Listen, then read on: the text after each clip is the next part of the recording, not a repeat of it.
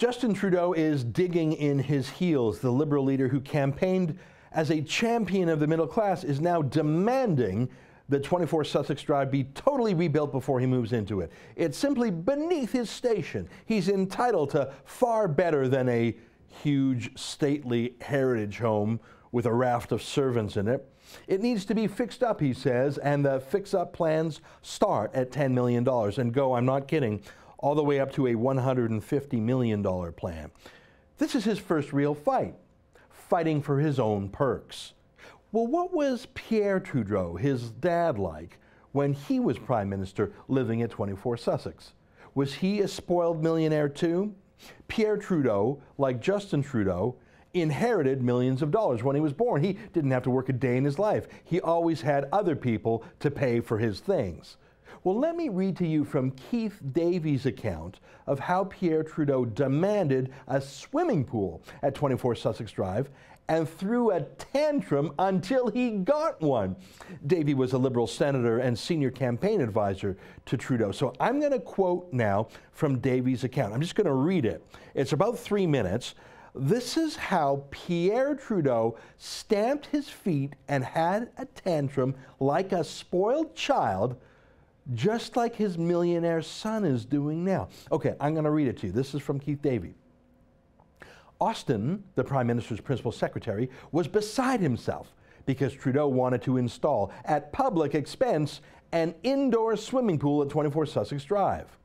Coots and Pitfield agreed that this would be political dynamite and that I alone could bell the cat and talk Prime Minister Trudeau out of the idea. When I saw Trudeau the next morning, he conceded the political downside, but then said, Keith, you have often told me that I'm the meal ticket for this party. Well, what would you say if I told you that your meal ticket considered the swimming pool a biological necessity? He had no problem in the summer at Harrington Lake, but the rest of the time he could swim only in the pool at the Chateau Laurier with full security. Okay, I said, but let me try and find some other way of doing it than simply at public expense. Clearly, the Liberal Party could not afford to build a swimming pool. Finally, I hit on the idea of a public fund headed by someone of stature who could advance the theory that the therapeutic value of a swimming pool for the Prime Minister would actually be in the public interest. We got that swimming pool by way of my raising all the money. I negotiated with Public Works through Cabinet Minister Judd Buchanan so that any donations as gifts to the Crown would be fully tax deductible.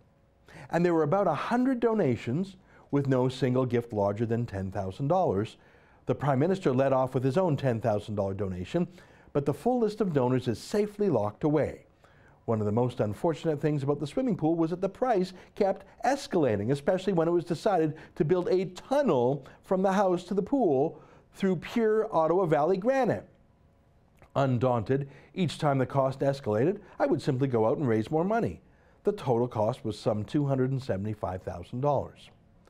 Well, back then, that was about $2 million in today's money. Pierre Trudeau stamped his feet and said, I'm your meal ticket, get me my damn pool.